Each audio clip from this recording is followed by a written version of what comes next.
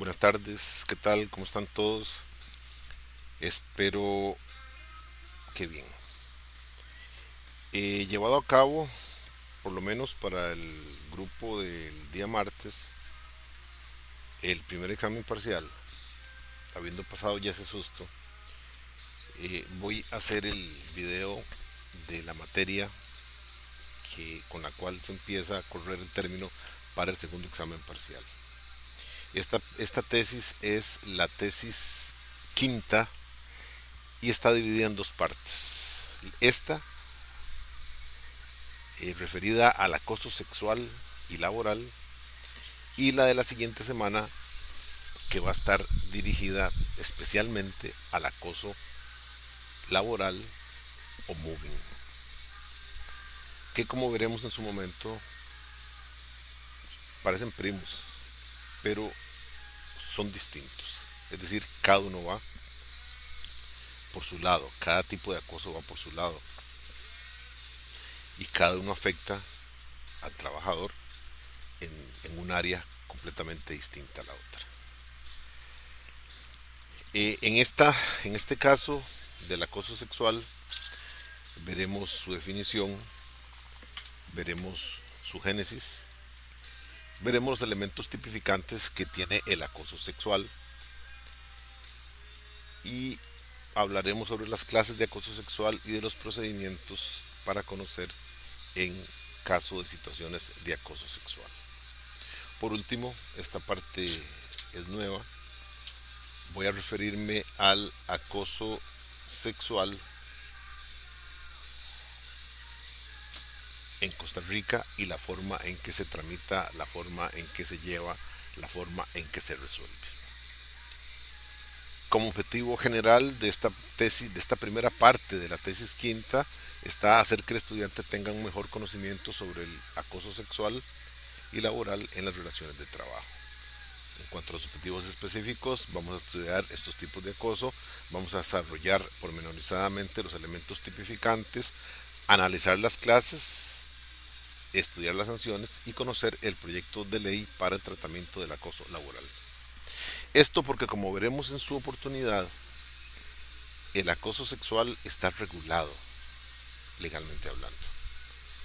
Existe la ley y sobre ella, descansa la tutela y la protección del acoso sexual en las relaciones laborales. Y hago ver que la ley abre también el caso para el acoso sexual en las relaciones educativas. Es un mismo marco para este fenómeno. Sin embargo, el acoso laboral o moving, que insisto es distinto al acoso sexual, aún no está regulado por ley. Como siempre, en la Asamblea Legislativa hay un proyecto que duerme el sueño de los justos. Supongo que hay un millón de cosas más importantes que resolver, pero hasta el momento no se ha resuelto, obviamente, y sigue siendo un proyecto necesario porque, como en su momento se verá, el acoso laboral siempre ha estado allí y constantemente cobra víctimas. Cobra víctimas y todo lo que son fallos, todo lo que es jurisprudencia, todo lo que es ya sea administrativa o judicial, pues sale de, por decirlo de algún lado, del razonamiento que el juez haga, porque lamentablemente no hay una norma específica que lo tutele, que lo comprende, que lo defina, que lo abarque. Y cada vez se presenta más y más. Porque, como veremos, es una forma de los patronos para tratar de que el trabajador renuncie y, con la renuncia, ahorrarse la parte más jugosa de el pago de las prestaciones laborales, cuál es el auxilio de cesantía. Bien, en cuanto ya propiamente al acoso sexual en las relaciones laborales, es importante que este tipo de materia está en, está en el mundo, por decirlo de alguna manera, desde los años 60 del siglo pasado. Es decir, desde los años 60 del siglo pasado se trató este tema, se trató este asunto, aunque eso no quiere decir que surgió en los años 60. El acoso sexual viene dándose desde antes del inicio del derecho laboral, más su regulación, su estudio, su análisis y su pormenorización arranca en el año 1961. Y en Costa Rica esto replica con la creación de la ley 7476 del 3 de febrero del 95, reformada por la 8805 del 2 de junio del 2010, que tiene que ver con el acoso sexual, como ya dije, en el sector laboral y en el sector educativo. Porque estamos claros que una de las dos vertientes del acoso laboral, que es el chantaje, se presenta tanto en las faenas laborales como en las faenas educativas. Y entonces la ley, para abarcar los dos campos y no esperar otra vez que pasen los años con la idea de hacer una ley que cubra, que regule, que sancione el abuso sexual en las relaciones educativas, en la misma ley cubrió los dos campos. Bien, acoso sexual siempre ha habido. Desgraciadamente hay que decirlo así. Acoso sexual en las relaciones laborales, que es nuestro objeto central y medular, siempre ha habido. Pero es en los años 60, es más, en el año 58, cuando la OIT, dándose cuenta de toda esta situación, emite el convenio número 111. Este convenio denominado sobre discriminación, empleo y desocupación, y que en dos apartes principales trata el caso del abuso. Pero atención, trata el caso del abuso no propiamente tal como un fenómeno particular, sino que lo trata como una forma de discriminar. Y lo trata de esta manera porque por lo general, y en esto quiero ir dejando sentadas ciertas cosas, por lo general el acoso sexual se da de parte del hombre hacia la mujer. En una cultura occidental, no quiero hablar de la cultura oriental, pero en la cultura occidental eh, hay una hay una forma patriarcal de dirigir las cosas, y entonces por lo general vamos a ver en un plano superior en cuanto a jerarquía, en cuanto a posición, al hombre con respecto a la mujer. De tal manera que es el hombre el que se ha aprovechado de esta situación y que ha acosado a la mujer. Por lo tanto, esta convención, este convenio, perdón, considera que ese aprovechamiento no es más que un caso de discriminación, en que el hombre, el varón, se aprovecha y acosa a la mujer, tal vez desde el punto de vista de que es la relación más débil, la parte más débil. Entonces en la educación y en la parte laboral, así es como se enfrenta este asunto. Sin embargo, esto no quiere decir que la mujer no acose. Se han dado casos laborales y educativos en que la mujer es el agente activo en el caso del acoso. Pero aquí ya sucede en situaciones distintas. Aquí suceden situaciones que deben ser analizadas desde otro punto de vista. Esto porque en una cultura machista como es la nuestra, por lo general, o si no es por lo general, en un gran número de casos, no tiene el mismo efecto el acoso de un hombre hacia una mujer que el de una mujer hacia un hombre. En el primer caso, el hombre acosando a la mujer, pues obviamente debe ser una situación sumamente estresante, debe ser una situación que cause un enorme pesar, eh, debe ser un momento en la vida en que se complica la existencia de la trabajadora. Pero sin ánimo de sentar bases confusas, la respuesta masculina no va por ese lado. Que a un hombre, una mujer lo acose, atención, eventualmente lo mira de otra manera. E inclusive se puede ver como un halago. Eso porque el papel del varón con respecto de la mujer, vuelvo a insistir, pese a que deben ser iguales, aquí todavía esa igualdad no ha llegado y en una cultura machista el hombre pues se ufanaría de que es sujeto de interés por parte de su jefa, más una dama difícilmente lo vería con los mismos ojos. Con esto lo que quiero dejar sentado es que se, el origen del acoso laboral es esa discriminación. Pero sin embargo, eso no excluye que en algún momento la mujer pueda acosar al varón.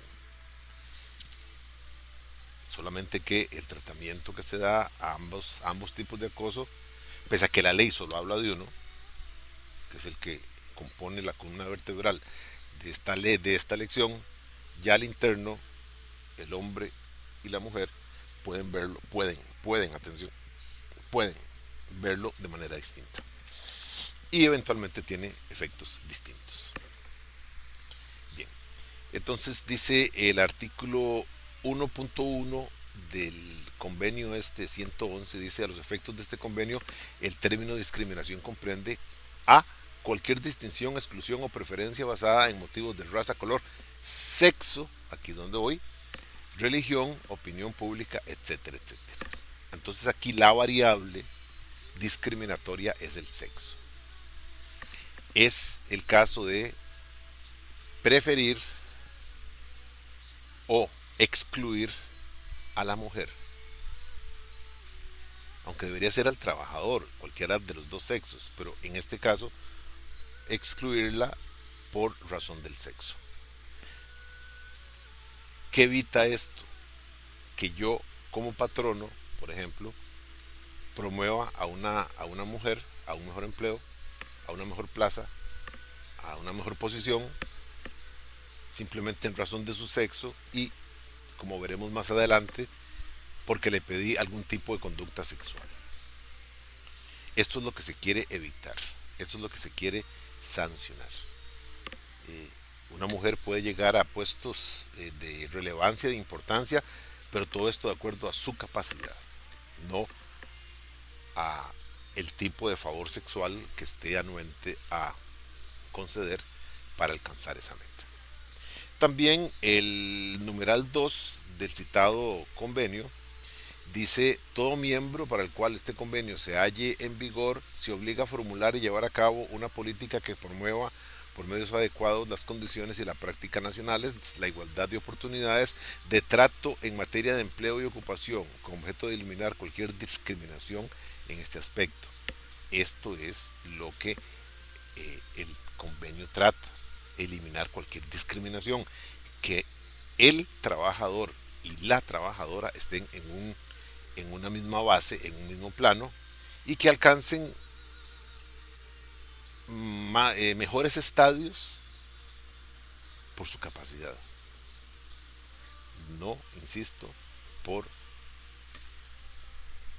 relaciones atinentes al campo sexual. Esto es lo que se quiere borrar, esto es lo que se quiere dejar de lado. Es importante como esto lo dice la OIT en el año 58. Y Costa Rica pues hace su legislación sobre esta materia hasta el año 95. Entonces, 35, 37 años pasaron para poder hacer esto. Pero sin embargo, se hizo y ese es el objeto central de nuestro estudio. Bien. Eh, en el campo laboral, Costa Rica ha luchado y yo supongo que va a seguir luchando contra un concepto de patriarcalismo. Eso significaba, esto significó que antes de la ley en cuestión, emitida en el año 95, no es que no existiera el acoso laboral por motivos sexuales, no, sí existía, pero era tratado a nivel de código de trabajo simplemente como una falta grave, como una eventual falta grave. El problema, como lo veremos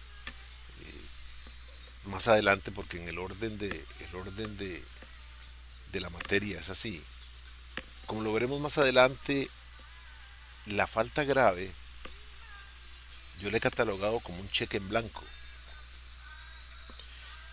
Y en esto se aplica mucho aquella pregunta que hubo en el examen, en el sentido de cuál de las dos responsabilidades, si la objetiva o la subjetiva, era más gravosa. Y aquí es donde entra la falta grave. Porque el código de trabajo nuestro, en esta parte sancionatoria, es escuálido, es famélico. Las faltas graves están enumeradas en el 81-82. Y si ustedes ven esas faltas graves, del inciso A al J, son factores, son situaciones muy puntuales que se dan en la relación laboral. Por ejemplo, agredir de hecho o de palabra al jefe o a uno de los compañeros, trabajar bajo la ingesta de bebidas alcohólicas, robar la propiedad privada en el centro de trabajo. Son cuestiones muy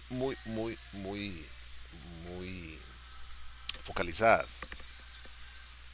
El cheque en blanco es el inciso L, el que habla de cualquier otra falta grave.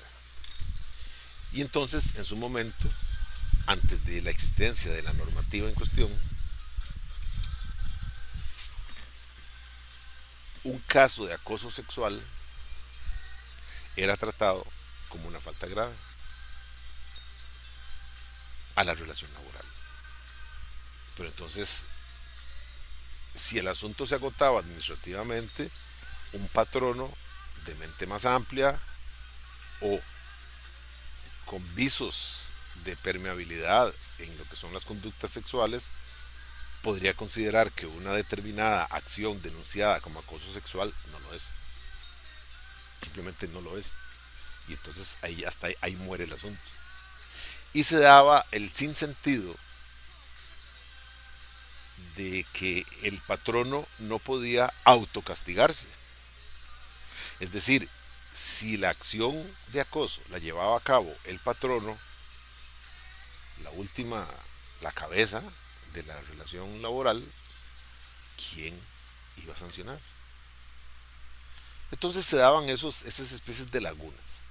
La ley vino a llenar esas lagunas. Y como veremos, las resuelve pues a su manera, dando una perspectiva completamente distinta. Dice, en una perspectiva específica, la del acoso sexual y no desde el marco laboral general, o sea, la falta grave. Se procede entonces al desarrollo de los parámetros que construyen esta nueva fenomenología. Es decir, con la ley en cuestión, que data del 95, insisto, el acoso sexual se mira como lo que es acoso sexual. Que sí, que produce una falta de la relación de trabajo, de acuerdo, pero lo sacamos de lo que es la tesitura laboral en cuanto a disciplina y lo ubicamos en un plano meramente sexual. Entonces sí, se han desarrollado principios, se han desarrollado situaciones que tienen que ver con el acoso, que son los que vamos a ver a continuación, pero ya de una manera específica. Entonces, en estos momentos, más bien como veremos, que es la crítica que yo he hecho, se invirtió el papel, porque antes costaba, costaba demostrar que se hubiera dado una falta sexual, una falta de acoso sexual, y había que pasarlo al campo de la falta grave. Pero en la actualidad es al revés. En la actualidad ahora es mucho más fácil, mucho más sencillo quejarse por acoso sexual. Y ojo aquí lo que quiero subrayar. Y ahora es mucho más difícil defenderse de un caso que tenga que ver con acoso sexual. Esto por los mismos principios legales, por las mismas situaciones de la ley que hacen que la persona damnificada, la persona afectada por el supuesto caso de acoso sexual, prácticamente sea juez y parte a la vez. Entonces salimos de una situación X para caer en una situación Y donde se dio vuelta la moneda. Y vuelvo a insistir, si antes era más fácil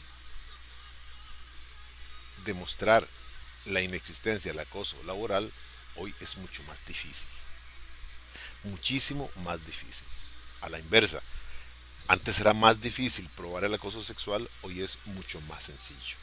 Y esto tiene un peso porque definitivamente ha cambiado el horizonte y ha cambiado la forma en que se trata el tema. En cuanto al punto segundo, en la página 4, aquí vamos a hablar de la definición de acoso u hostigamiento y dice el artículo 3 de la ley. Definiciones. Se entiende por acoso u hostigamiento sexual toda conducta sexual, repite. Y en esto vuelvo a insistir, estamos en el campo del sexo. Ojo, mucha atención, estamos en el campo del sexo. Toda conducta sexual indeseada por quien la recibe, reiterada y que provoque efectos perjudiciales en los siguientes casos. Otro comentario, dice toda conducta sexual indeseada por quien la recibe, reiterada. Reiterada significa repetitiva. La ley no dice cuánto una conducta es repetitiva. Una, dos veces, perdón, tres veces, cuatro, no, cinco.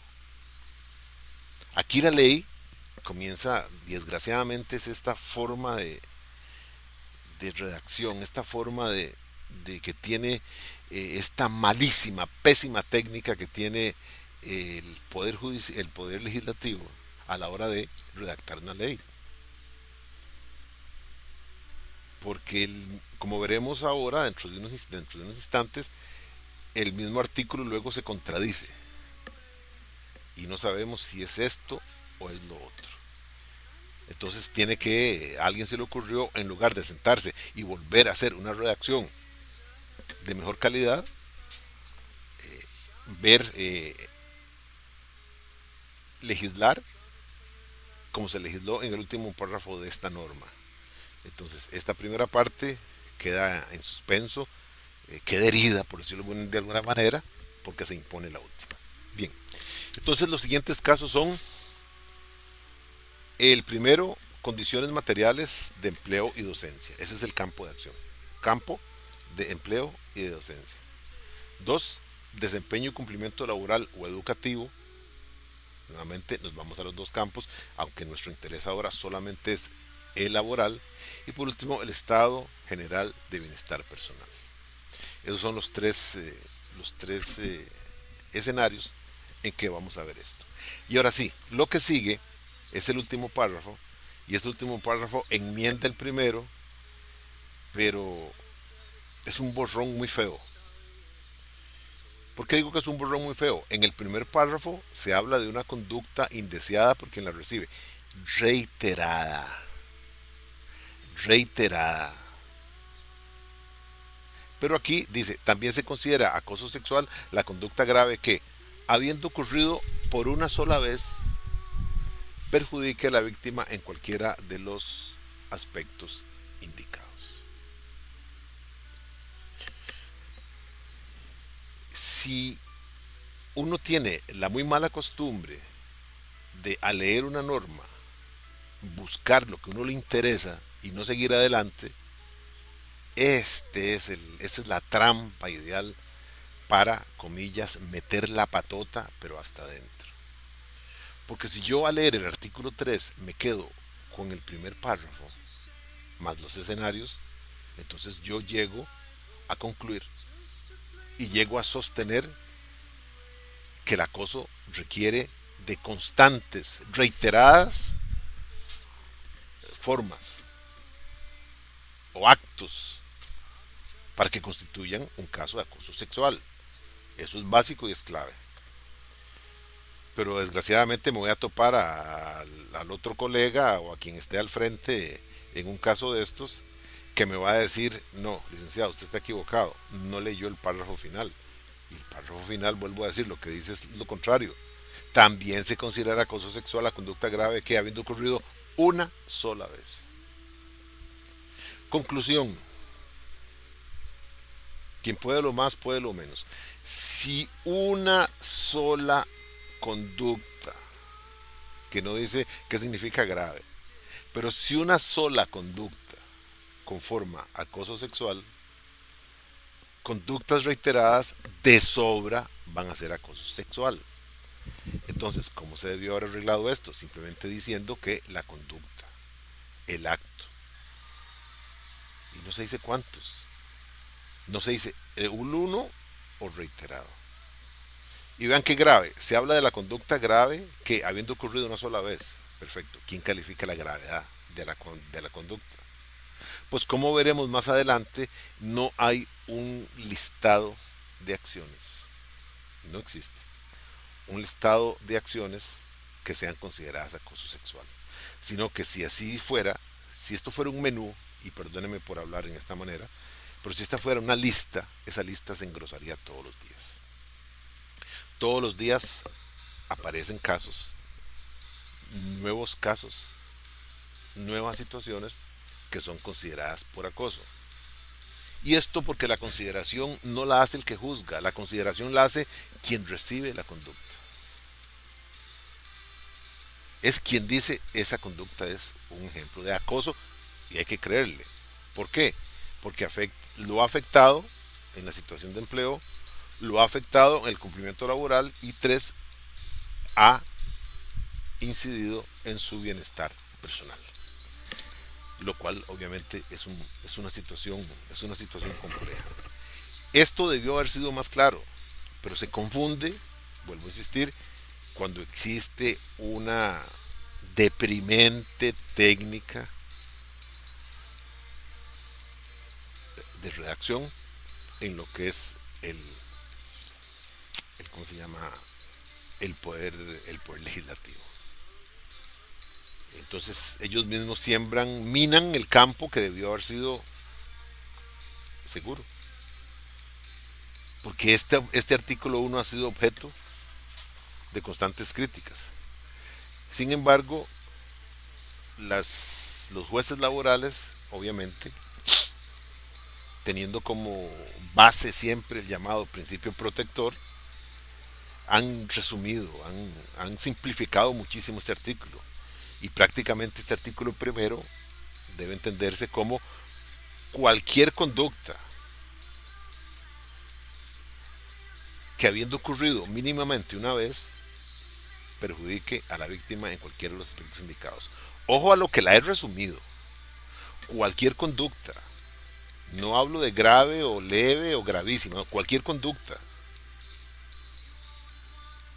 que habiendo ocurrido una vez o más perjudique a la víctima en cualquiera de los aspectos indicados.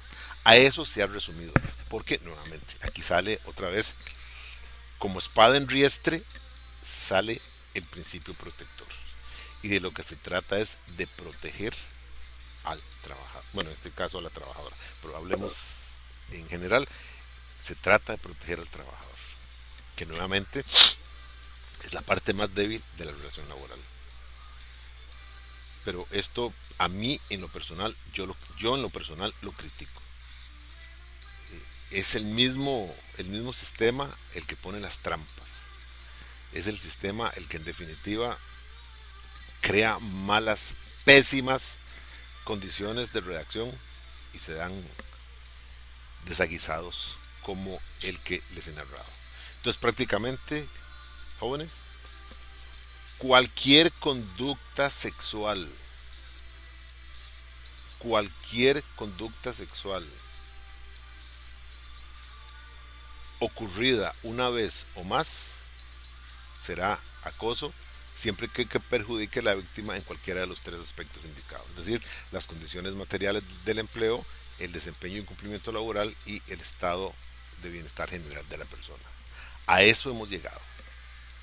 Entonces debió haber sido más claro, insisto, y simplemente lo hicieron, lo enredaron bastante. Bien. Tres son los requisitos de orden sexual, de orden legal que debe tenerse para considerarse un caso de hostigamiento sexual. El primero, estoy en la página 5 al final, el primero es que el comportamiento sea de una naturaleza sexual. Aquí este es el norte de la acción. Esto es lo que tiñe la acción. Si la acción dirigida al sujeto que es víctima no tiene contenido sexual, no se debe considerar como acoso. Pero se han dado situaciones, se han dado situaciones que en lugar de aclarar confunden la situación. ¿Qué entenderíamos por naturaleza sexual? Consideraríamos que una persona alabe, por decirlo así, alabe la anatomía de su compañero o compañera de trabajo, que un jefe alabe la, la anatomía de un o una subalterna. En ese acto de alabar, de decir qué bonito cuerpo, qué bonita cara, ya hay una naturaleza sexual. Puede una persona simplemente decirle qué bien se ve usted hoy y no caer en un acto de contenido sexual. Esto desgraciadamente mata cualquier atracción. ¿Qué pasa si mi compañera de trabajo se cambió el corte de pelo? O no tanto mi compañera de trabajo, ¿cómo se llama? Mi subalterna.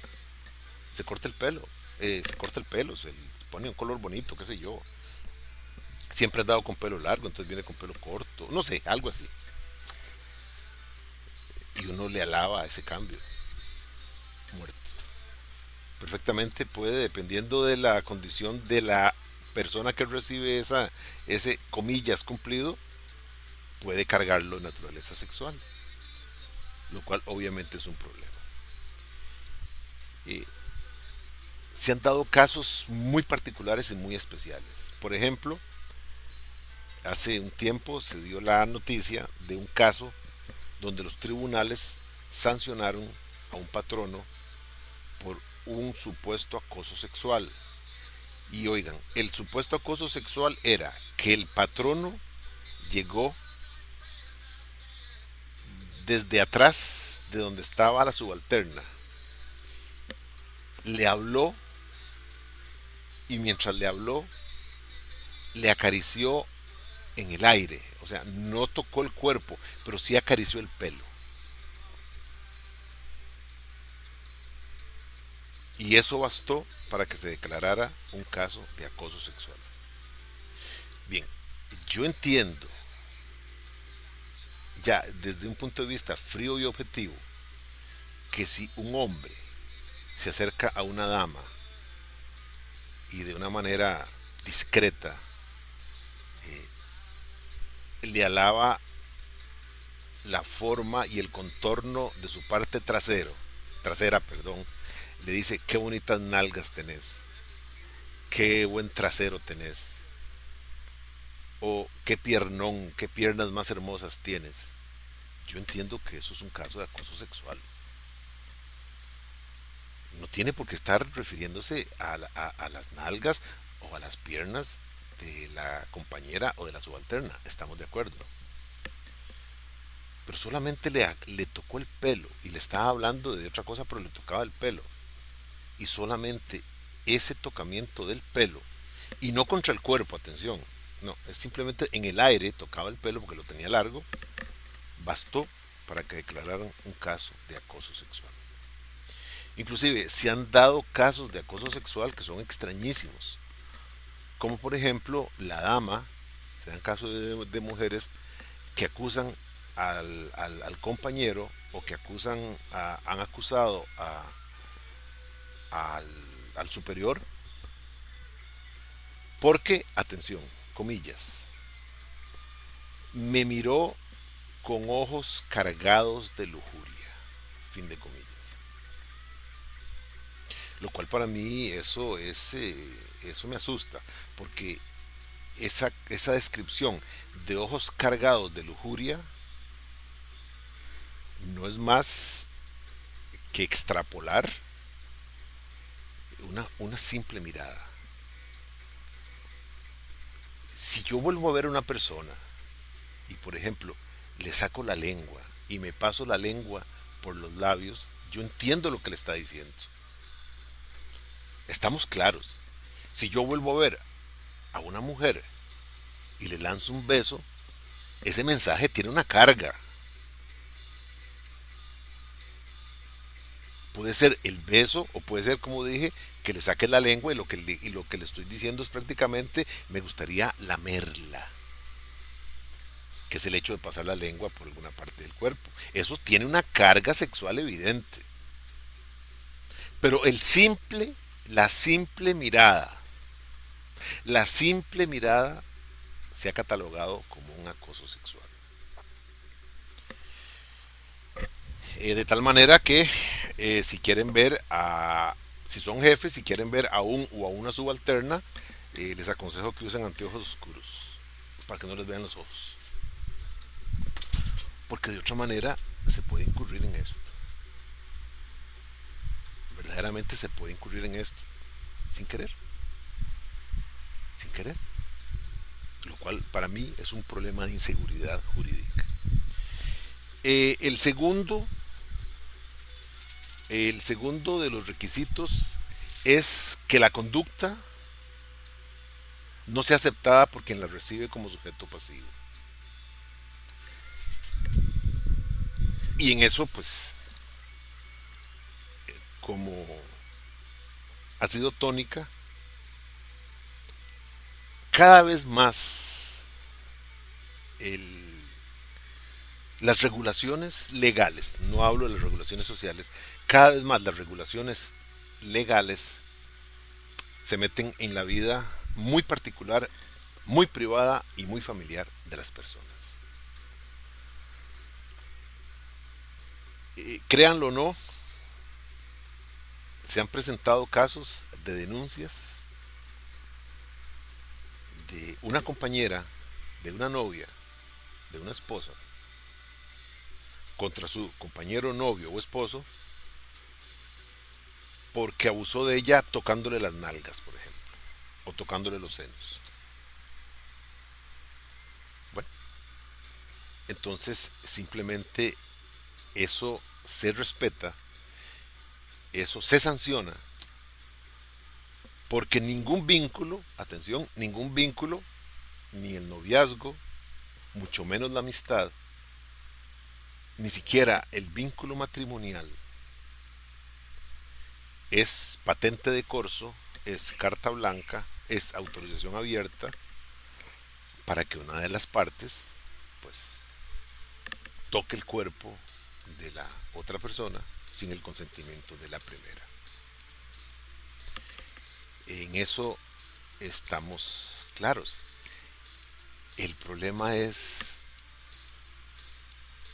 cuando se dice que no se ha aceptado.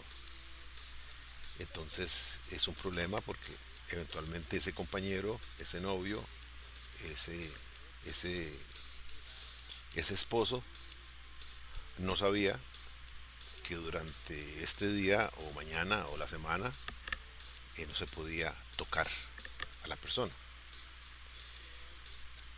Entonces aquí partimos de que para entender este requisito, el sujeto pasivo no debe, no quiere, no debe propugnar por la conducta. Eso quiere decir que en las relaciones de trabajo tiene que haber una seriedad. Una seriedad bien difícil, bien complicada, porque eventualmente, atención, se socializa más en las 8 horas de relación laboral que en las 8 horas de descanso o en las 8 horas de sociabilidad que todo trabajador tiene. Si entendemos que la jornada laboral se divide en 3, 8, 8 y 8. Son 8 horas que pasa uno trabajando con otras personas y que esas personas, al igual que yo, no somos robots. Entonces es muy, muy difícil porque si eventualmente antes yo he contado chistes, yo trabajador, he contado chistes rosados, por decirlo de alguna manera, yo no sé cuándo una persona por situaciones muy internas no está en condiciones de contar esos chistes, de oír esos chistes. Aquí se da el caso de que no es aceptado. Entonces, ¿cómo lo sabe? ¿Cómo lo sabe el sujeto, en este caso activo? Hoy verdaderamente da miedo darle la mano a un compañero, a una compañera. Eventualmente esa situación puede ser que conlleve a una situación de estas. Da miedo acercarse a una compañera. Hay que hacerlo con prevención. Entonces se vuelven las relaciones laborales completamente anodinas, se vuelven las relaciones laborales prácticamente impersonales. Y lo que se quiere plantear es robots humanos trabajando, que no fraternalicen.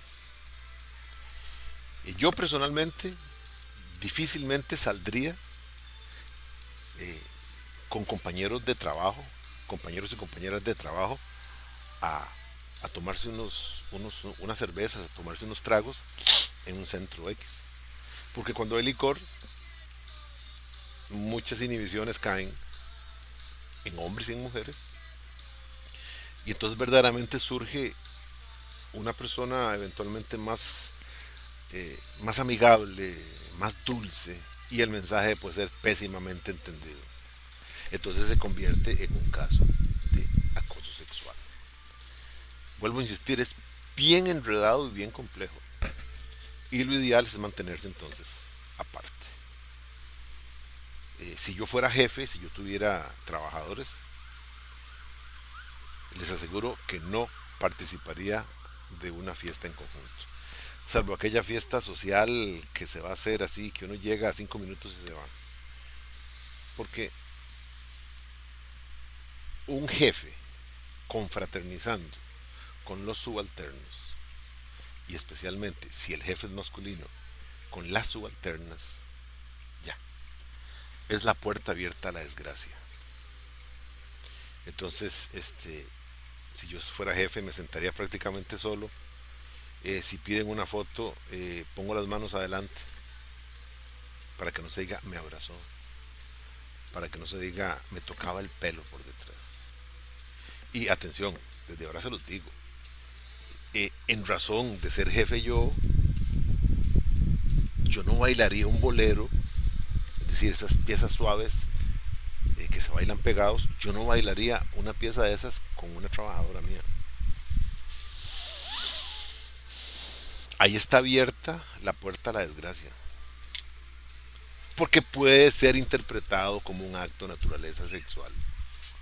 Y entonces sí, perfectamente la trabajadora puede decir, no, es que él me sacó a bailar, perfecto, yo estuve de acuerdo, pero se me acercó mucho. Bueno, la música, la música suave se baila pegado, no se baila a un metro de distancia. Hoy no se puede bailar de todos modos, pero se puede interpretar, es más, se puede malinterpretar. Y si, y vuelvo a decir, es la puerta abierta a la desgracia. Entonces, esto lo que nos hace es separarnos, separarnos, separarnos, separarnos, porque la parte débil, la parte pasiva de una acción de estas, tiene muchas cartas a su favor.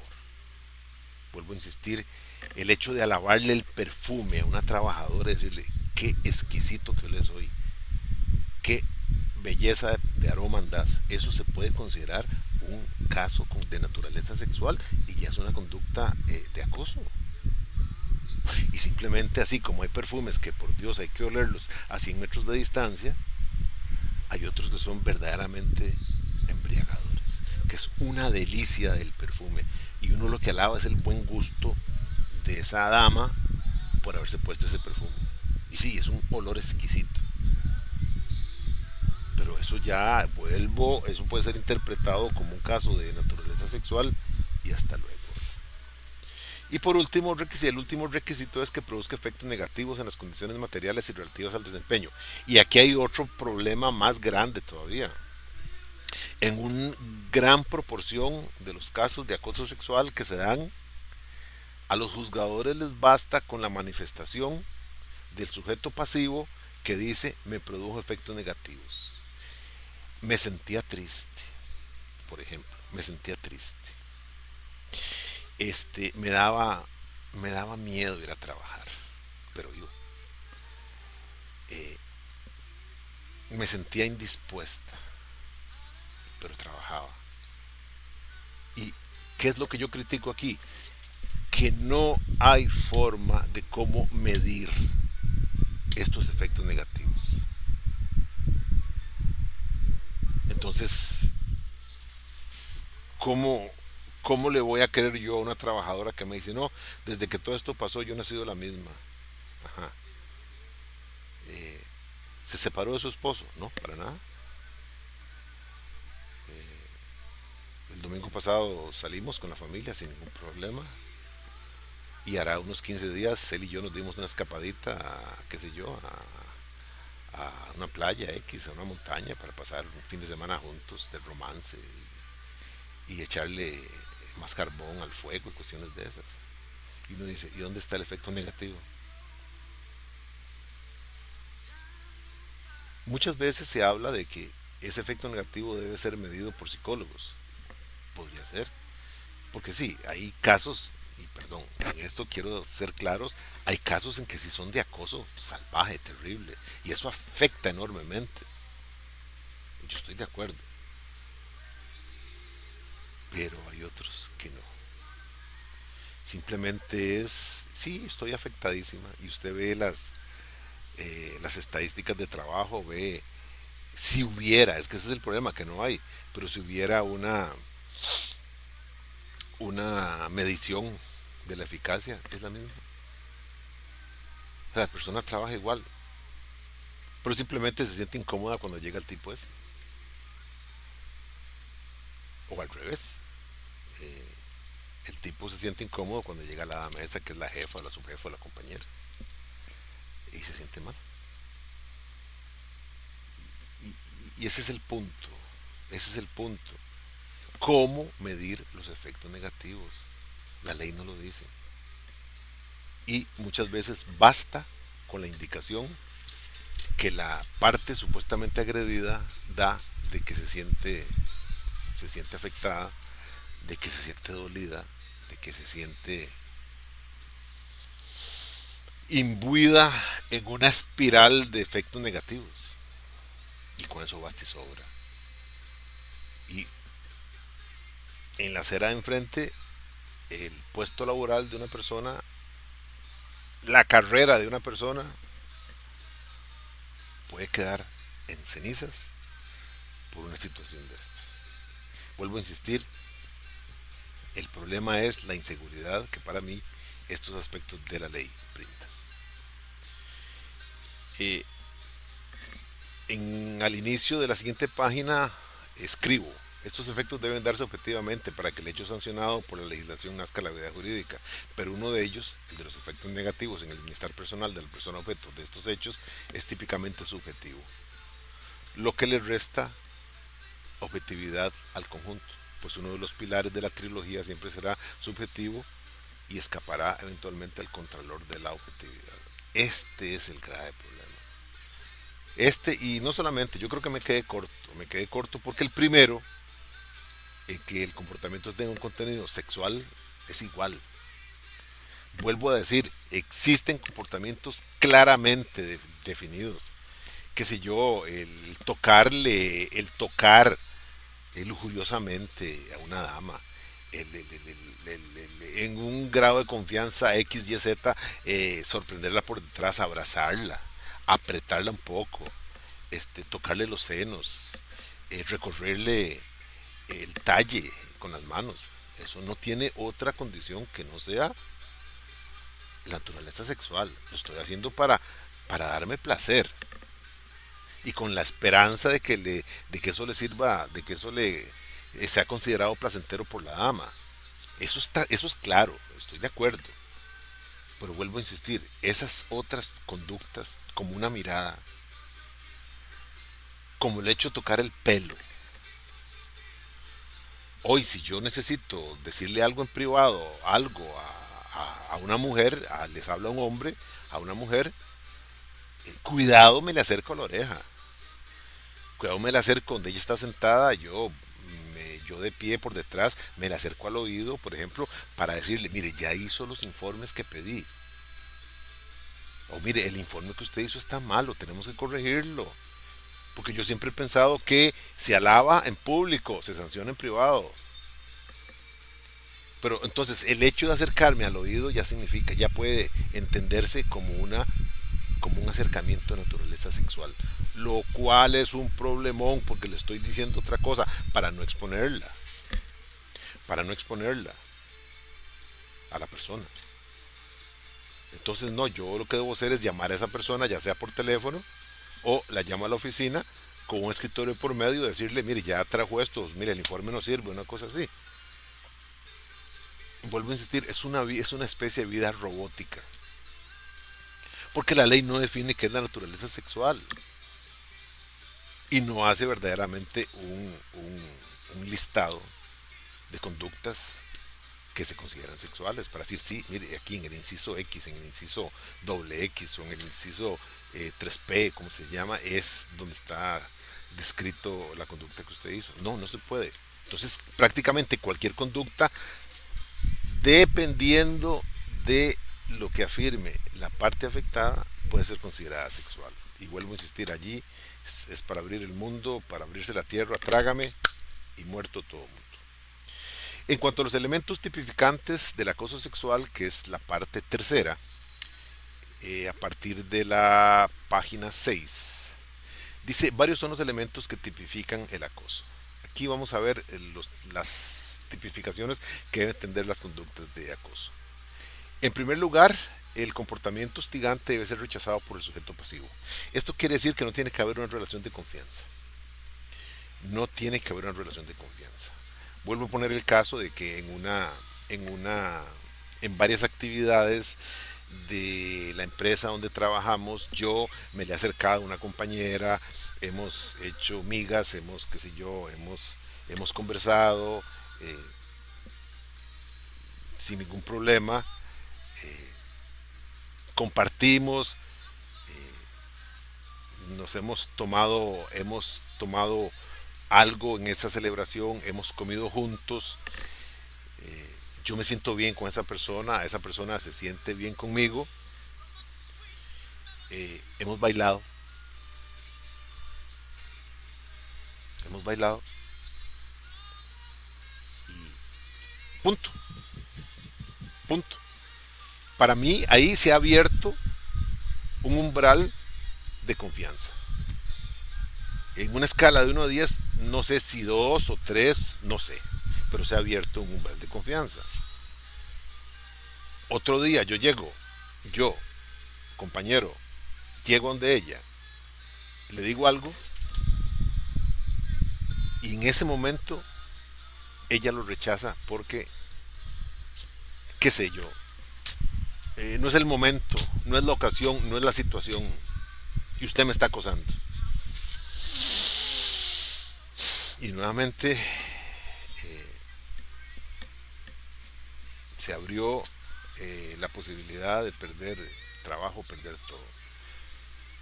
Porque en ese momento, es en ese momento que el sujeto pasivo rechaza el comportamiento, lo rechaza. Entonces ya es parte de una situación de acoso. Y uno se pregunta, pero antes no, porque ahora sí. Eh, Insisto, en la celebración de Navidad estuvimos juntos y resultó que yo era el amigo secreto suyo o lo que fuera y a usted le gustó el regalo y compartimos y esto que lo otro. Punto, hasta ahí.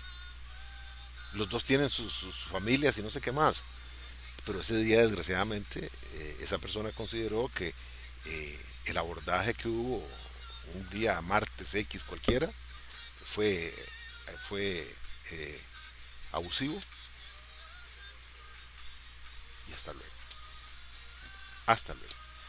Este es el B, perdón. El primero viene siendo con el mismo. La existencia de un comportamiento sexual. Bueno, empecé con el segundo, pero ahora voy con el primero. Entonces, ese abordaje de que estaba hablando tiene que ser sexual.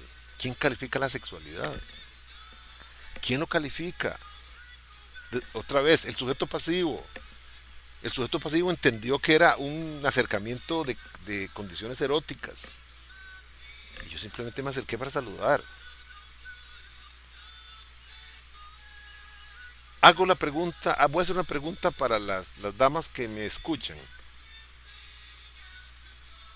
¿Niegan el saludo con un beso en la mejilla?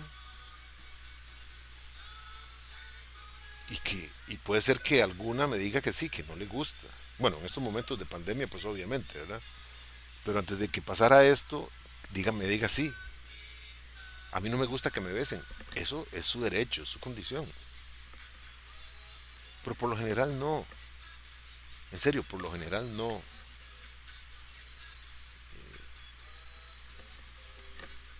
Se daba la mano, que es el típico saludo, darse la mano. Hoy no, en estas épocas no. Pero se daba la mano.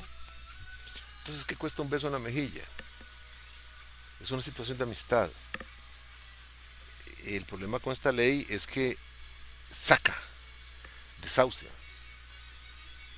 a la amistad de la relación laboral. Vuelvo a insistir, prácticamente lo que se quiere es que haya robots humanos trabajando, lo cual es un problema.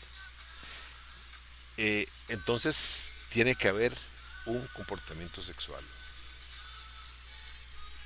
Entonces, la conducta aludida de acoso tiene que ser sexual y la sexualidad o no de la conducta la califica el sujeto pasivo, no la norma. En el punto C tiene que haber una incidencia negativa en el diario vivir del sujeto pasivo. Ya lo expliqué, ya lo dije. ¿Cómo comprobarlo? Pues yo acuso de acoso sexual a una persona, ay sí, me siento mal, yo no quiero ni venir a trabajar aquí, por Dios. ¿Ya pido traslado? No, jamás.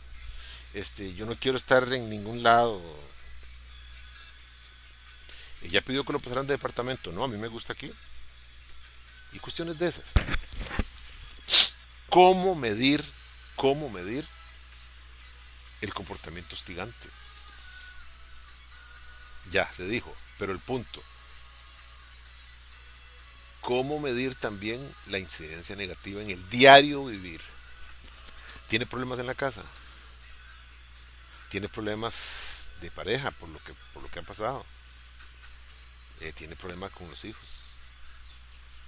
Si es una mujer, se siente sucia, se siente agredida, se siente ofendida, se siente menospreciada por el acoso, por la conducta.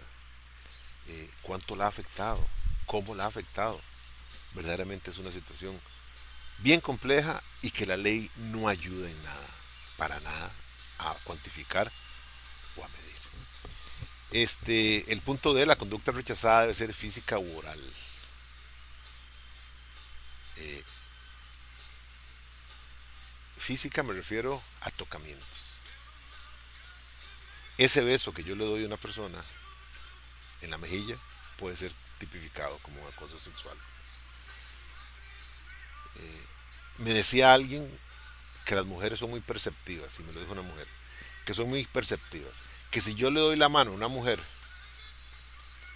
me dijo, yo capto cuando se ha producido el apretón de una manera no convencional. Yo capto cuando el apretón con la mano, porque usted pone, yo pongo la mano en su mano, usted pone la mano en una mía, y ese momento en que las dos manos están en contacto, me decía esa persona, yo sé cuándo se pasó, yo sé cuándo es extra, yo sé, me decía, cuando la presión que hace el hombre es distinta. Ese es un caso de acoso sexual. Bueno, entonces, eso es un ejemplo de conducta física. Oral, eso es mayor el problema, es muchísimo más grande el problema.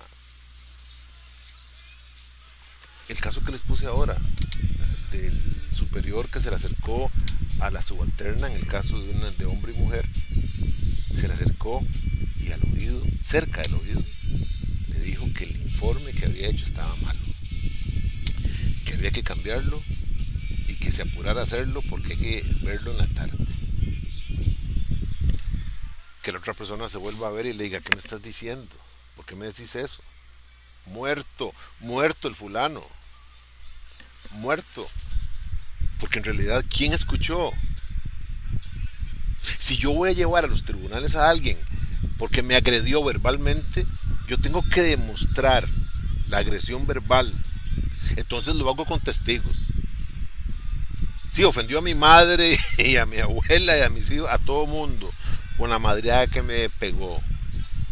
O qué sé yo, lo más clásico, me dijo prostituta. Perfecto, eso hiere, sí, ofende, de acuerdo, pruébelo. Así.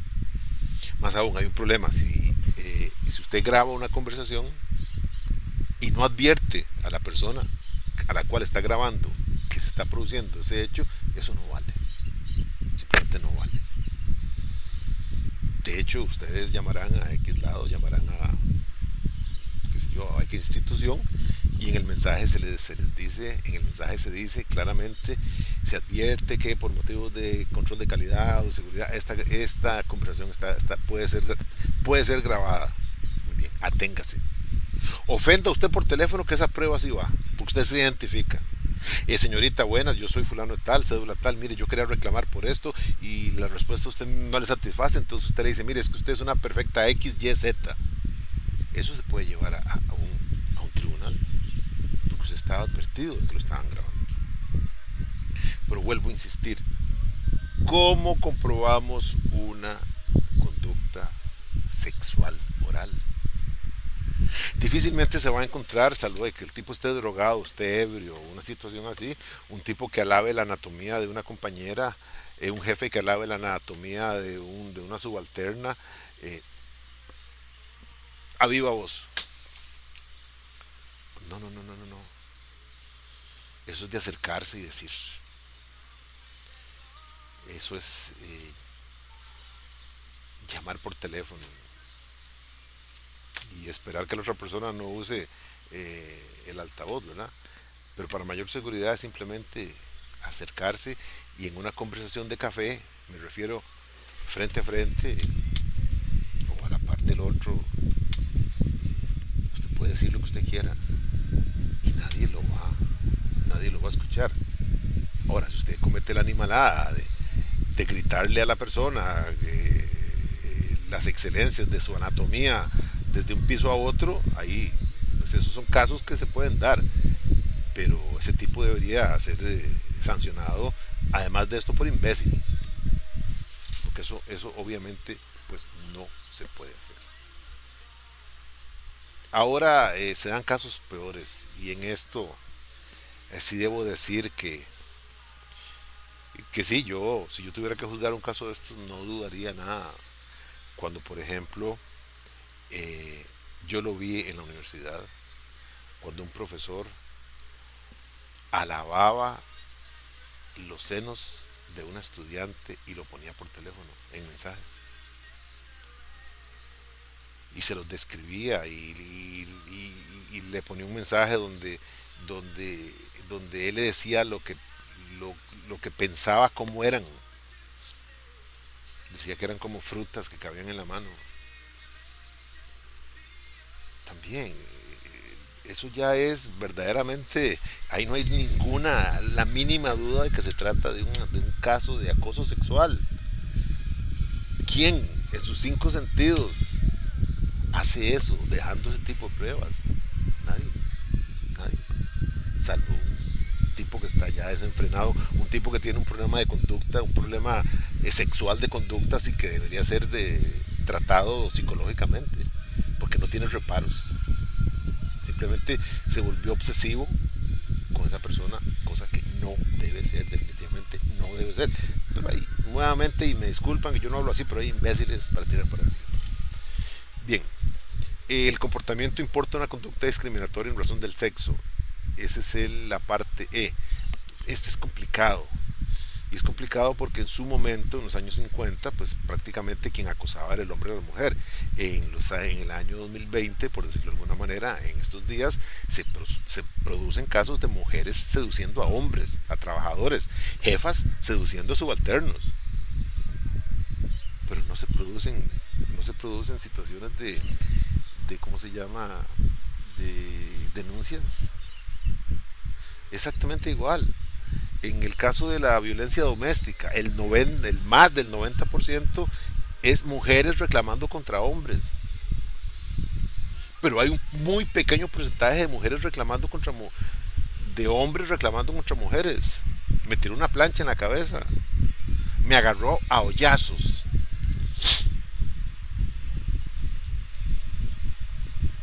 Se dan. Pero por lo general el hombre no lo hace. No lo hace porque se siente mal, se siente disminuido en su hombría al llegar a decir que la mujer lo golpea. Entonces, véanlo, apliquen una especie de psicología inversa.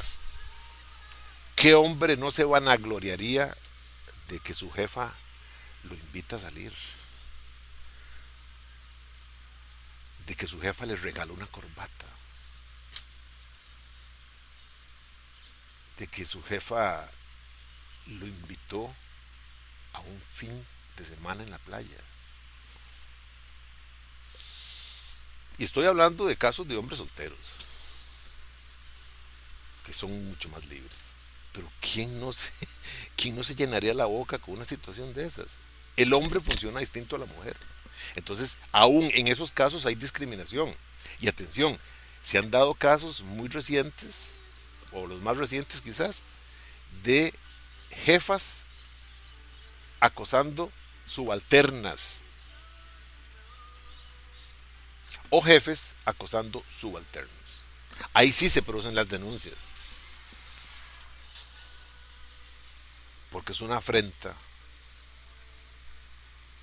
que alguien del mismo sexo mío me esté solicitando en el campo sexual. Pero eso son situaciones que tienen que ver con nuestra moralidad y con las reglas morales de la sociedad. Pero vuelvo a decir, insisto, es acoso evidente el que un jefe invite a salir, invite al cine y hasta invite a un fin de semana en la playa o en la montaña a una subalterna. Pero es exactamente igual la jefa haciéndolo con el subalterno. También es igual, es lo mismo. Solo que el subalterno, aunque lo rechace, no lo va a denunciar. Difícilmente lo denuncia. Salvo que las cosas se pongan agresivas, una cosa así, no lo va a denunciar. El hombre no está todavía concientizado de tal manera para presentar esos casos a la sociedad. Pero vuelvo a decir, lo que se habla aquí es una conducta discriminatoria en razón del sexo. Entonces debemos entender que este eh, convenio 111 no solo está dirigido a la relación varón-mujer, sino que puede estar dirigida a la relación varón-hombre. Ahí habría también una conducta discriminatoria por el sexo, independientemente que sea el masculino o el femenino, es simplemente por el sexo. O sea, lo que le interesa a la jefa es sexo con su subalterno. Lo que le interesa al jefe es sexo con su subalterna. Las dos conductas han de ser discriminatorias, son discriminatorias, porque no es me interesa la persona, me interesa el sexo con la persona. Entonces se discrimina en razón del sexo. Pero deben entender que va por los dos lados, es un tiquete de ida y vuelta, no solamente hacia un lado. Y sí, lo que se sanciona, lo que se reprocha es que haya discriminación por el sexo. Ese hombre me interesa por lo que puede tener entre las piernas, así hablando serio. Por eso es que me interesa. Eso es discriminación.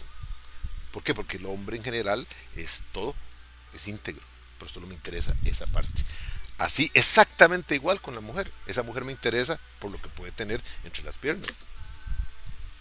Nuevamente es lo mismo, es discriminatorio porque alejo todo lo que tiene la belleza interna de la mujer, de su espiritualidad, de su fuerza, su empeño, todo lo alejo y me concentro en esa parte. Eso es discriminación. Por ese lado, pues, ha de irse. Está el inciso F que dice en el campo laboral el acoso debe ser llevado a cabo por el patrono o sus representantes o dependientes, de acuerdo, pero también no dejen de ver que puede darse acoso sexual entre trabajadores que se da en el centro laboral. No tiene que ver nada el patrono, sus representantes o sus dependientes. ¿Por qué dependientes? Porque aquí se da el caso de abusos sexuales en el caso de la servidora doméstica, de abusos sexuales no por parte del patrono, sino por parte de los hijos del patrono. Eso es un caso de acoso sexual y es de tribunales. Es la parte más débil de la relación y por ese lado se va. Bien, en el inciso G hablamos de que el acoso sexual puede dirigirse a un tercero ajeno a la relación laboral, pero vinculado a alguna medida, en alguna medida a la misma. Es el caso de una situación de acoso sexual entre, por ejemplo, la representante de una sociedad que tiene facturas a cobrar en otra empresa o en una institución y que la persona encargada de hacer los pagos simplemente le dice que si quiere esas facturas dentro de 2 días, el precio es salga conmigo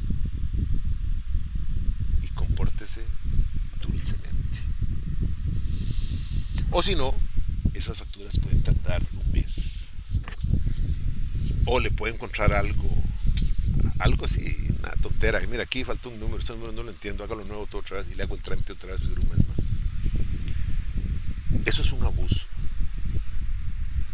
Nuevamente quiero obtener una ventaja basado en el sexo, simplemente basado en el sexo. Y atención, no es entre compañeros, es entre alguien, entre un trabajador, trabajadora y un tercero. En ese caso también se puede dar el acoso sexual. El inciso H habla de que el acoso o hostigamiento es subjetivo, claro, lo califica la parte ofendida, lo cual es para mí el principal motivo de inseguridad jurídica. Y el inciso I nos dice, las conductas sexuales que constituyen el acoso conforman un listado abierto, por lo que no se catalogan o se enlistan salvo por motivos de estadística o de historicidad. Eh, no, no hay un listado de formas de acoso. Entonces, nuevamente,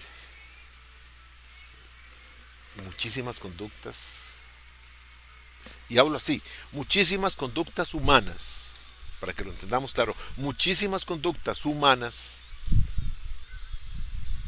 son catalogadas como acoso, porque esa calificación la hace el sujeto pasivo, o sea, la persona que es víctima del acoso. Y vuelvo a insistir,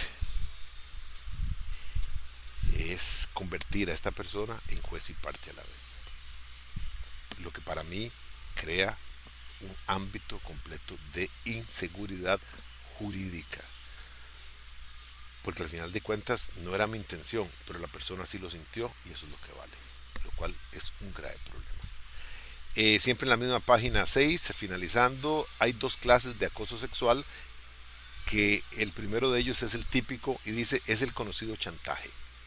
Es el ejercicio de un poder o de una relación desigual de poder en la cual el empleador pretende imponer una conducta sexual no deseada con amenazas que pueden afectar las condiciones de trabajo o continuidad del empleo. Esto es muy sencillo. Es el patrono que dice, quiere un concurso interno, quiere usted la plaza, si está calificada, sí, pero tiene que salir conmigo. Eso es chantaje. Y el salir conmigo implica comportarse amablemente, implica comportarse dulcemente, o así ya, asesinamente, de una manera asesina. Sí, yo le doy la plaza, sí, sí, está bien, usted está calificada, solo que le falta un requisito. ¿Cuál? Pregunta la dama. Un fin de semana conmigo en Jaco, por decir algo, o en Puerto Viejo, o en Punta Arenas. Ay, pero ¿cómo cree? Está bien. Si no quiere, está bien. Es que me interesa la plaza. Ese es el precio. Y la dama verá qué hace. Eso es un chantaje. Obviamente eso es un chantaje. Nuevamente es discriminatorio porque la verdad es que no me interesa las cualidades eh, profesionales de la dama en el puesto. Me interesa más que vaya conmigo al fin de semana a Jacob, a Puerto Viejo, a Punta Arenas, donde sea, y el puesto es suyo. Eso es un chantaje. Dice debe tener un contenido libidinoso, o sea, lujurioso, propenso al placer sexual y evidenciarse de hecho, contactos físicos o de manera oral, por medio de insinuaciones. Oigan, no es necesario que la persona acosada acceda. Basta con la invitación. Basta con ella. Pero vean qué problema, una dama se siente y una dama, y de hecho hay muchas que se sienten terriblemente ofendidas porque este jefe le dijo eso y lo acusa de acoso sexual. Perfecto, pruébelo. Y se llega a un proceso que para mí es terrible porque la dama es ella con ella, contra el jefe. Y la dama dice, sí, cuando yo fui a hablarle acerca de mi interés en esa plaza, él me dijo que sí, que estaba de acuerdo, pero siempre y cuando se fuera conmigo otra vez, se fuera conmigo a Puerto Viejo, se fuera conmigo a Punta Arenas, lo que fuera. Y yo lo negué. Yo digo, yo no le he invitado a ningún lado. ¿Dónde está la reservación? Pero seguimos eso de que hay una versión contra otra versión. En derecho penal no pasaría nada, porque no se puede probar, y en derecho penal hay que probar. Pero en derecho de acoso sexual, si cupiera el término, no se prueba. Basta con que la persona lo diga, lo sostenga y diga que está sumamente afectado. Y prácticamente la respuesta a esa ecuación es sanción. Y es un problema. Definitivamente es un problema y muy serio. Y muy serio. El segundo tipo o la segunda clase de acoso es la llamada ambiental. Dice, se trata de comportamientos de naturaleza sexual. Ojo, comportamientos de naturaleza sexual físicos u orales expresos o tácitos que tienen como efecto coartar sin razón alguna la actuación diaria laboral de una persona, creando un ambiente laboral hostil y ofensivo que afecta al trabajador, llevándolo en muchos casos a plantear la renuncia a sus labores. Se dice también que esto es un ejemplo de lo que es el acoso laboral. O sea, se le hace la vida imposible al trabajador. Pero en este caso es muy particular porque se le hace la vida imposible al trabajador por motivos sexuales. Vean que aquí no se está pidiendo nada a cambio. No es un chantaje. Es simplemente incomodar, incordiar, pero con conductas de naturaleza sexual. Dice igualmente las conductas tienen que ser llevadas a cabo por el patrono o sus subalternos si se considera una violación al derecho de intimidad. Ejemplo de lo anterior es el abuso verbal en aspectos sexuales, comentarios sexistas, utilización de frases de doble sentido, preguntas indiscretas, exhibición de material con contenido sexual, tocamientos, roces, etcétera, etcétera. Vuelvo, no se está buscando, no se ha propuesto nada no se ha propuesto algo a cambio de algo. No, nada. Pero simplemente se le hace la vida difícil, se le hace la vida imposible a la persona. Eso sí, con conductas de índole sexual. Compañeros, contar un chiste hoy en un grupo de este tipo es peligroso. Porque si el chiste es sexista, muerto estoy. Si uso una frase de doble sentido, muerto estoy. Eh, si hago preguntas indiscretas, qué sé yo, cómo se sentiría, cómo se sentirían los varones si una dama les preguntan de qué color es su ropa interior. ¿Y cómo se sentirían las damas que me están escuchando si un varón les pregunta si la ropa interior que andan es chiquitita o es grande? Eso es el tipo de, de preguntas indiscretas que tienen que ver obviamente con, ¿cómo se llama? ¿Cómo se llama? Con aspectos sexuales. Porque, ¿cómo se sentirían ustedes si un compañero de trabajo o un jefe se le acerca y le dice, suavemente le dice, discúlpeme, usted se puso desodorante hoy? Me parece que eso es muy personal, que eso es muy íntimo. Es como si me preguntaran, ¿usted se bañó hoy? Pero puede ser que el jefe detectó que su persona huele a sudor. Y si usted dice, sí, pero ¿por qué? Es que hay un olor fuerte a sudor, de qué sé yo. Entonces, mire, ahí en el baño hay, ¿cómo se llama? Hay desodorante, póngase, o le falló, aunque dice que nunca falla, pero le falló, o X y cosa. Pero voy con otras intenciones, no sé, son pequeñas cosas que ahora no se hacen, simplemente no se hacen.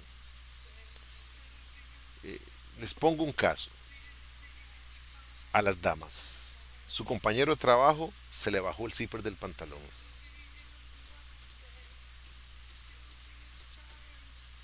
Pregunta uno, ¿cómo le dirían que el zipper está abajo?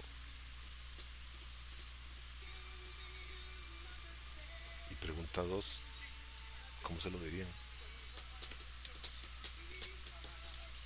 Puede ser malinterpretado, muy malinterpretado. A los hombres, a a una compañera de trabajo se le soltó uno o dos botones de su blusa al frente. se abrió mucho. Parece que la dama anda con un escote muy abierto. ¿Cómo le dice? Un número uno, ¿le diría a usted que está abierto, no? Que sus botones están abiertos. Y número dos, ¿cómo se lo dice? Porque dependiendo de lo que le diga y cómo se lo diga, ese puede ser un caso de acoso ambiental, porque usted le está trayendo situaciones sexuales. Mira, se te abrieron los botones. ¿Qué se tiene usted que estar preguntando por eso? ¿Qué me está viendo? Y ahí nace verdaderamente una situación anómala, una situación que puede conllevar un problema. ¿Qué hay que hacer? Cállese y no vuelva a ver. Porque al rato usted está viendo, tal vez en el nerviosismo de que está viendo, y la dama le, ¿qué me estabas viendo? Degenerado, y hasta ahí llegó el mundo también. El Armagedón llegó y se acabó. Así es que vuelvo a insistir, es una situación muy, muy confusa, es una situación muy delicada y el tratamiento que hay que darle es completamente distinto. Bien, en cuanto al punto quinto, ya en la página 7 es relativo al procedimiento para resolver el acoso. En la ley, a partir del artículo 18, está ese procedimiento. Surgen dos escenarios. Uno, que el acoso se presente en personas trabajadoras sin que estén involucradas en el mismo los patronos. Y segundo, que se presente entre persona trabajadora y con el patrono o los patronos. Esos son los dos escenarios. En el primer caso, dice, en el centro de trabajo debe conformarse una comisión investigadora compuesta por 3 personas, misma que seguirá los principios indicados en el artículo 18 de la ley. Lean este artículo 18 para que vean de lo que se trata. Y dice, y solamente en caso de que no existan condiciones de privacidad para la formación de la indicada comisión, porque el personal es escaso o porque el superior esté involucrado, el denunciante podrá acudir directamente al Ministerio de Trabajo o a los tribunales judiciales. En instituciones como la universidad hay una comisión general de acoso sexual y en cada sede debe haber representantes que tratan esos temas. Y cuando se han dado temas, yo he participado en esas comisiones, viene gente de San José. Y atención, traen hasta psicólogo para dárselo a la parte ofendida. La universidad en eso no se esconde.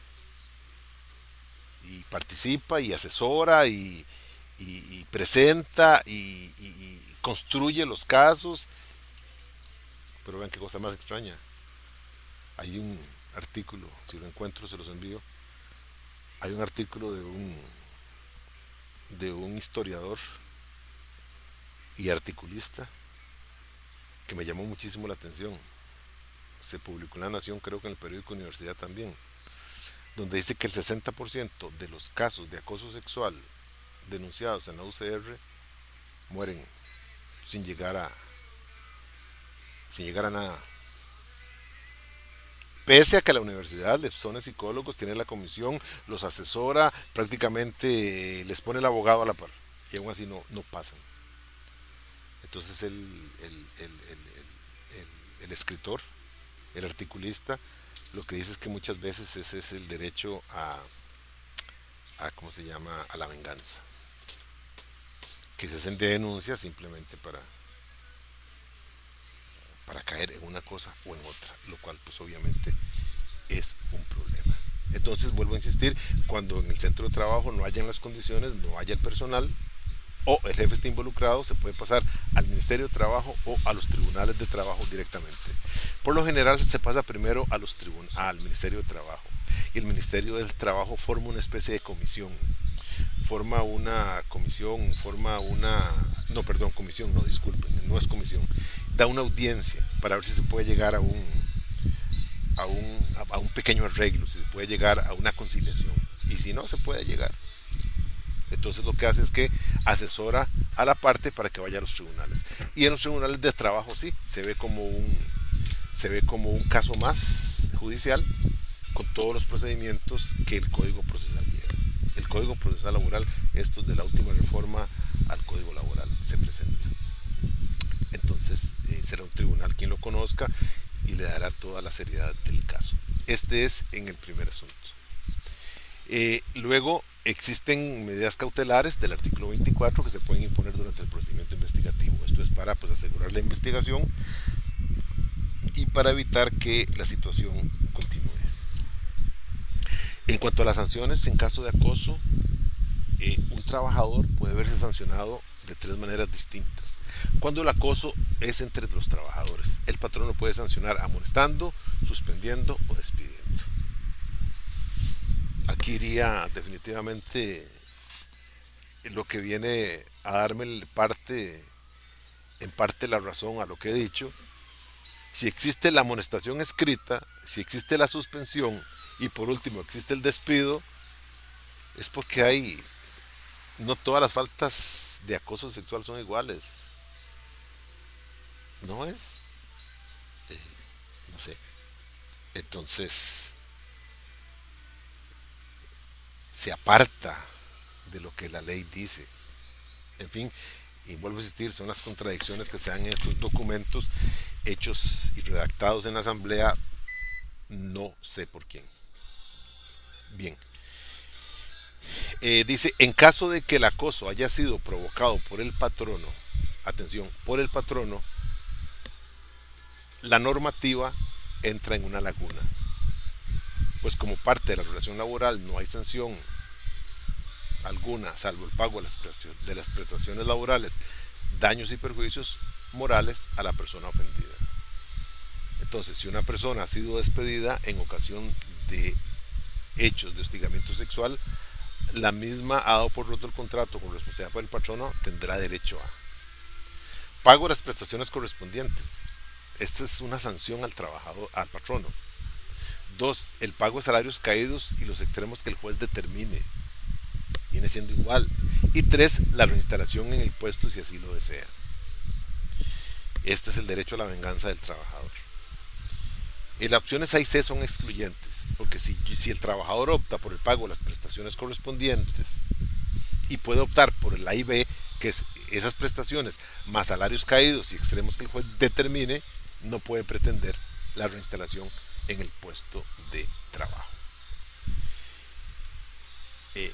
Cuando el hostigamiento se compruebe mediante sentencia, la persona hostigada tiene derecho a una indemnización por daños y perjuicios morales. Esto significa que esos daños morales se aplican básicamente en asuntos en que se hayan ventilado en el Poder Judicial. De otra manera no. Bien, en todo caso, jóvenes, esto es lo que les quería conversar acerca de la temática del acoso sexual. Y con esto pues tenemos esta parte de la materia cubierta. Para la otra semana la vamos a discutir en la hora que teníamos por lecciones. Espero sus dudas y en esto quiero decirles que por favor pregunten.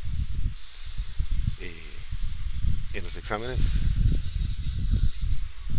afloraron las dudas que no me hicieron en los periodos de elecciones. Ustedes siguen teniendo esta opción de la cámara apagada. Para mí, que lo que hacen es prenderla y se alejan, no participan y los resultados están a la vista. En todo caso, pues tengan buenos días y la siguiente lección pues, les voy a hablar acerca del acoso laboral, que es otra cosa completamente. Buenos días.